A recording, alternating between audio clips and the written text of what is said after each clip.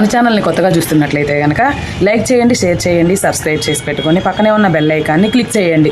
నేను video upload చేయగానే మీ దాకా నోటిఫికేషన్ రావాలి అంటే తప్పనిసరి.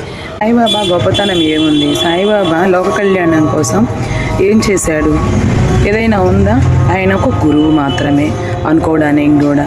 ఆదిశంకరాచార్యుల వారు గురుస్థానంలో ఉండి దేశంలో ఆ చివరి నుంచి చివరి వరకు మతాల మధ్య ఉన్న విద్వేషాలని రూపుమాపి అందరినీ సమానం అని చెప్పి ఒక తాటి మీదకి తీసుకొచ్చే ప్రయత్నం ఆదిశంకరాచార్యులు వారు చేశారు.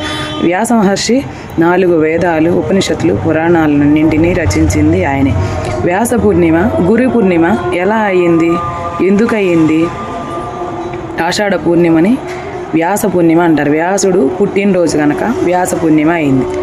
గురు పూర్ణిమ ఎలా అయింది? నువ్వు ఎప్పుడు పుట్టావు? ఎక్కడ పుట్టావు? ఏది తెలియదు. కానీ వ్యాస పూర్ణిమని గురు పూర్ణిమగా మాత్రం చేసేశారు.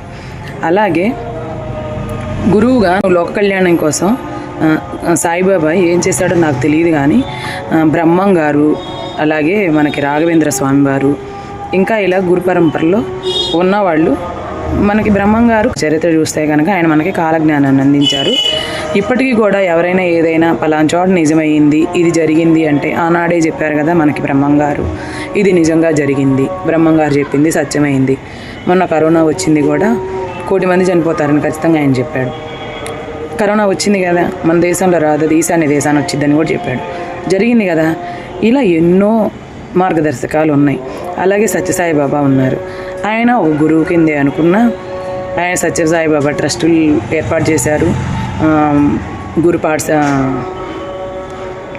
వేద పాఠశాలలు అలాగా ఏర్పాటు చేసి ఎంతోమందికి అన్నదానం, ఉచిత విద్య, అలాగే మన ధర్మాన్ని వ్యాప్తి చేయడంలో దోహదపడ్డాడు. కానీ హిందూ ధర్మంలో ఎక్కడ సాయిబాబా ఏం చేసినట్టు కూడా ఎక్కడ రుజువులు కూడా కనిపించట్లేదు. కనీసం సత్యసాయిబాబాకి పూజ చేసిన వేదంతో, వేద మంత్రాలతోటి పూజలు చేస్తాం. మరి సాయిబాబాతో పూజలో ఏ విధంగా ఏ మంత్రాలను అనుసరించి పూజ చేస్తూ ఉన్నారు?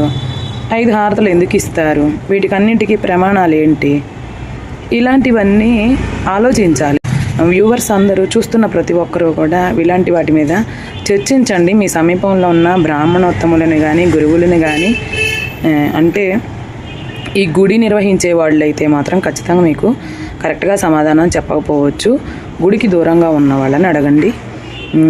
దాని గురించి నిజాలు తెలుసుకునే ప్రయత్నం అయితే చేయండి. ప్రతి ఒక్కరి ధర్మాన్ని రక్షించే భాగంలో ప్రతి ఒక్కరు భాగస్వామ్యులు కావాలని కోరుకుంటున్నాను. జై శ్రీరామ్.